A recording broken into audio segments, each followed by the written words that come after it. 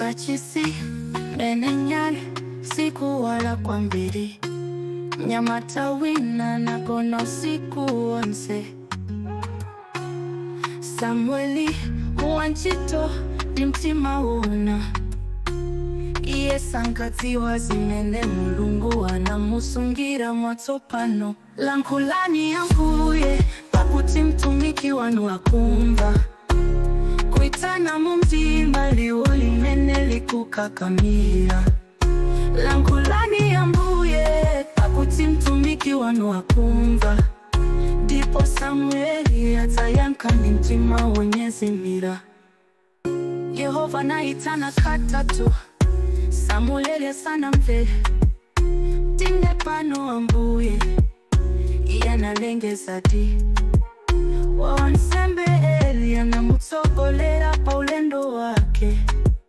Kutiti yanke kuitana kwa Yehova Zivute zitani Lankulani yanguye pakuti mtumiki wanu wakumva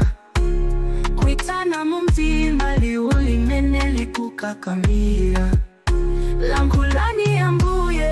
pakuti mtumiki wanu wakumva Dipo Samueli atayanka mtima wonyezi mira Kuyambira tiku limeneno mtima wa Samueli unayamba kupsa mtima Kutumikira Yehova ni kulengeza tina lake loyera Mmenelira na pato kala ndo tenga woti agawireko Dipo kumvera kwa Samueli kukana sonyeza tiko la pasi kuti mulungu wa masamala Lankulani yanguye pakuti mtumiki wanu wakumva Kuitana mumtima liuli meneli kukakamia